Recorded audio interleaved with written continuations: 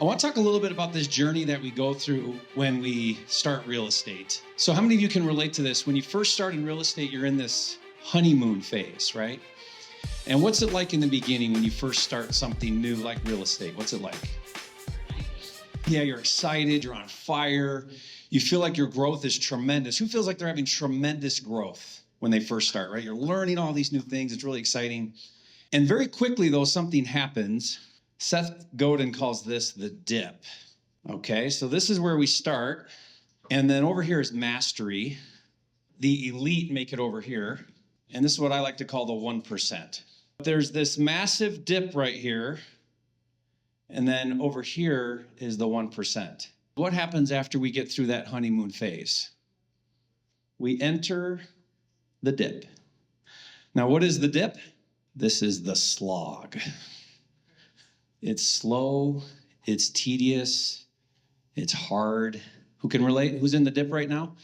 It's boring, super boring, monotonous. Did I say hard? It's hard.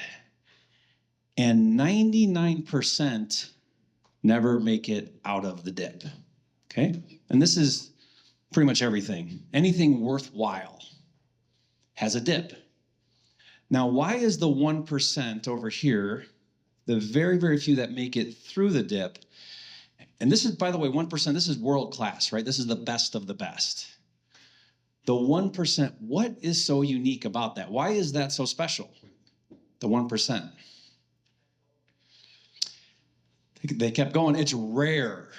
It's very rare. And the more rare something is, the more what? Valuable it is. Right? That's why they get paid so well. The 1% is the best. Now, you have a choice to make. All of us do when we start something. And I'm going to propose to you, and this is going to sound like a really weird title to a presentation, but I'm going to suggest that some of you in this room should quit, and you should quit right now.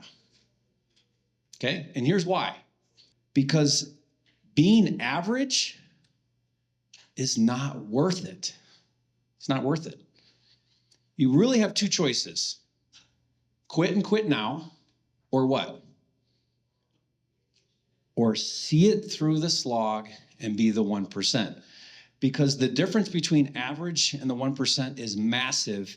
And to be average at this is not worth all the sacrifice you're going to make, all the time, the energy, the effort, the sleepless nights, on the phones talking to the 1,000th seller again or whatever, right? It's not worth it, because if you quit in this dip, it will all have been for what? Nothing. Now, Jamil's right over here. Jamil, have you ever seen people enter into Astro or any of your training, and they enter the dip, and you never hear or see from them again? All the time. Very common, right? Yep. It's probably one of the most discouraging things as an educator to experience, because you get to experience it on a daily basis, right? You meet people, they come in, they're fired up, they're excited, they're in that honeymoon phase, and then they hit that dip, and the majority of them never get out of that dip. And so when you do see someone come out of that dip, it's like a special thing. It's the most exhilarating thing for you as an educator, because you get to see somebody make it through that slog. It's a really cool thing, isn't it? It's the best. But this is very, very common. This is very normal. Now, here's the thing. Did you guys hear Jamil's presentation? When did Jamil have his breakthrough? Was it at his high? Where was Jamil? He was way down here at the bottom of that slog. He was in the trenches. He was in despair. He was at rock bottom. And that's when he had his breakthrough. His life-changing breakthrough was in the dip, okay? So this point in time is an opportunity for you. And I want to give a couple stories. I want to share an example of this. Years ago, maybe 12, 15 years ago, we were living in Michigan at the time. And I wanted to become a 1%er at wakeboarding, okay? And I defined a 1% in wakeboarding as being able to hit the wake, do a flip, and land, Okay, that was my definition of mastery. So I bought a Malibu wake setter, I hired a coach, and I entered the honeymoon phase. And it was so fun. Like, I got up, that was awesome. And then I could go over the wake, then I could kind of jump the wake a little bit. And so I'm working with this coach. I'm spending hours and time, and I'm learning. And then I hit the slog where practice was just grueling because I'd hit my face so hard on the water that I didn't have time to close my eyes, you know. And this one day, I'm in the phase now where I can fly up in the air, you know, and then smash into the water going 20 miles an hour. This one time with the coach, I go up, I overcorrect, and I smash my face on the water so hard that I was swimming down, not up, because I was so disoriented. And the board went flying somewhere, and my knee was wrecked. And I come up out of the water finally, and the coach is like looking at me from the back of the boat, and I'm like, I'm done. I'm never doing this again. Get me the hell out of here. And that was my exit from wakeboarding. My career was over. Olympics were no longer in the picture. Red Bull canceled my sponsorship, you know, the whole thing. How many of you know Tony Hawk, the skateboarder? Okay, probably one of the greatest skateboarders of all time, really huge in the 80s and 90s. He's in like his 50s and still is like really competitive. Jonathan told me this story. My son Jonathan told me this story that he told, where when he was young in like the early 80s, they didn't have half pipes, so he would learn how to do tricks in an empty pool. And so he gets this pool, and it's like, I don't know, the 10-foot, and he goes down, and he wipes out, unconscious, wakes up in the hospital. I think he had some broken bones or something, and wakes up in the hospital. And this is his story. And he says, guess what the first thing that came to his mind was? If I would have just leaned forward a little bit more, I could have landed that. Okay? That was his first thought. How do I get back on the skateboard? Check me out of here so I can go back. I know what I need to do to correct that. See the difference? Is there any wonder why he's in the 1% of the world? He is excellent because he embraces this. Embraces this. I feel like I've got some dips in my life that have really allowed me to get where I am today. One example I'll use is YouTube. Okay, so I don't know if you guys know this, but recently I passed 500,000 subscribers. Only 3 people congratulated me because nobody cares. Which, by the way, I looked it up just to make sure, and less than 1% of all YouTube creators make it to 500,000 subscribers. That sounds impressive, but it's really not. It's really not, because I've been doing it for years and years, like 3,000 videos every week, 3-4 videos, like constant for years and years and years. Ask my wife, even when I don't feel like it, I do it. And so I've been in that dip. Now, why is that so special? Why is that less than 1%? Because people come in, have you done this? Anybody start a YouTube channel, get 20 videos in, and the only people that have watched it is like your mom, you know? And so you're like, this sucks, I'm out. That's most people. It's hard. But the harder it is, the what? The more valuable it is, the more special it is. What are some ways that we can work through the slog? I want to share another story. This just happened the other day. So at our house, you guys will see that come tonight. In our front yard, I had this huge pile of logs. So when we bought the house, there were all these giant trees in the back, and I wanted to see the lake. So I had a crane come, and they cut them down, craned them over, and they piled them up. Well, you guys have to understand, I have a real affinity, ask my wife, to firewood, logs. I grew up on a farm in rural Michigan. All the way until I graduated high school, we heated the farmhouse with a wood-burning stove, Michigan winters. So my entire upbringing was chopping firewood. So I wanted these logs. Like, these logs are like special to me because I'm going to chop them all up, right? We have a fireplace at the cabin, at the lake house. So I've got this massive pile. Well, it looks horrible. It's in the front of the yard. So Pace loans me his tractor and Nathan comes over. And the only way to move this pile of logs down to our other house, like 100 yards away, is you got to bring the bucket and just set the bucket, and then you got to lift these logs, pile them up, then he runs. So while he's running back and forth and I'm waiting there to load up the next load, it took us all day. I had this idea. I'm like, be nice if we had some chopped up firewood like here, so I don't have to go get the logs over there. So while Nathan's running back and forth loads of logs, I start splitting firewood. It's awesome. And I make this huge pile. There was already some split there, but I make this huge, and I had this idea. I'm going to stack these logs right up to the front of the house next to the front door. Genius, right? You open the front door, grab a log, take it to the fireplace. Two big stacks of these logs. Amory's gone all day. She comes home and she's like, what did you do? What made you think that two huge piles of logs blocking the window was a good idea? So I'm like, oh, crap. Okay, so I'm like, all right, I got to move the logs now. So I decide I'm going to move the logs like 20 feet over there and pile them up on the berm, next to the neighbor's yard. And I'm like, really, very quickly I realized I need gloves. This is not working.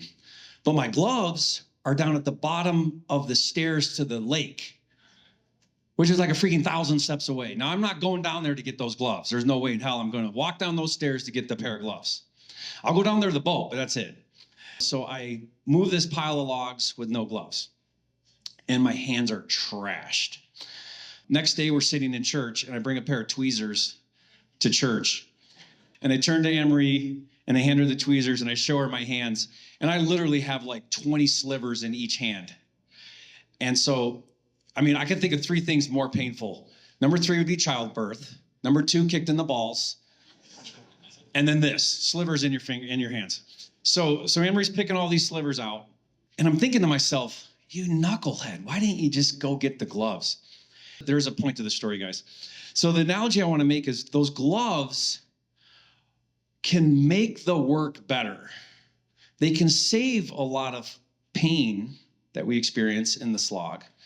What would be an analogy of those gloves? What could you think of? Okay, systems, maybe education, maybe coaching, mentoring. What about a community? Could a community be like wearing those gloves while you're lifting those logs? Here's the thing though, can the community make it so that I don't have to move the logs? Can a coach make it so that I don't have to lift the heavy logs?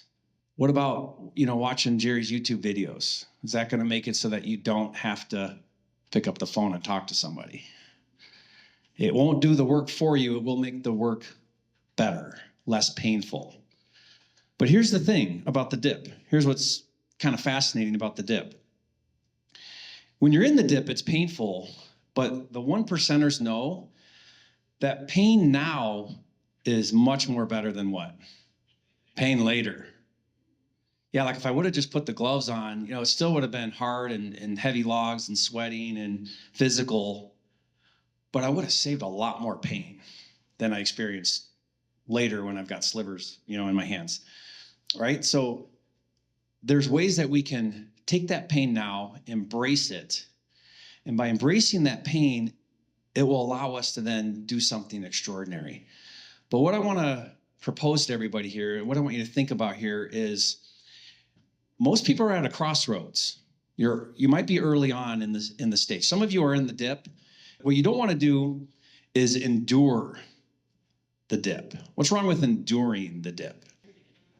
You're missing the point of the dip. It's supposed to be hard. In fact, the harder and the longer and the deeper the dip, the what?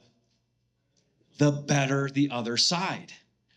If the dip is small, more people make it through, and it's not as special. It's not as valuable. It doesn't mean as much. You don't get paid as much. Jamil and I talk quite a bit about regulation in our industry, the wholesale industry. When I talk to Jamil about regulation, he's like, oh, regulation? Why is he not scared about that? Why is he not thinking this is going to hurt this is hurtful, this is going to make it so that less people can do this? What's he thinking? What's he thinking? He's thinking friction? Do you know how many people quit with some friction? Are you telling me that a real estate license is going to make it so people quit? Are you going to tell me that raising capital is going to make it so that people quit? Great. More opportunity, because he knows that he can work through that and come out even better, right? He embraces that. And that's what I want to propose to you, that don't endure the dip. Don't endure this. This is the magical time. If you have the foresight, if you can see through that. Right now, if you're looking at right in front of you, all you see is pain and struggle and boring and hard and all that. But if you can understand it, and that's what the 1% understand. They understand that this is an opportunity. This is the cheat code, really. The dip is the cheat code for the 1%ers, not for everybody else.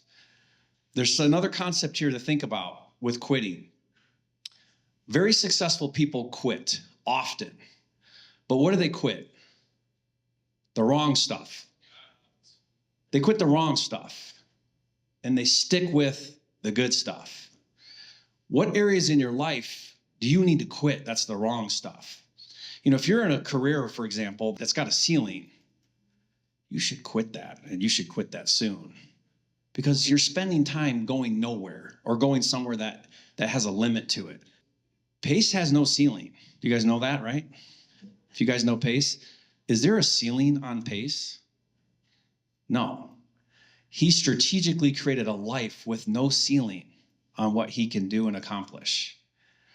I guarantee you, if there's something Pace that's introduced into Pace's life that has a cap, where there's a dead end, he's quitting that, and he's quitting it soon. He's quitting it right now. So quitting can be valuable if it's the wrong stuff. The right stuff, though, you've got to embrace the dip. So that's why I say some people, the right thing might be to quit, because if you're not 100% committed to being the 1%, it's just not worth it. It's not worth it. The extraordinary, embrace the dip. I want to encourage you guys to embrace the dip. Love you guys so much. Thank you. Thank you, everybody.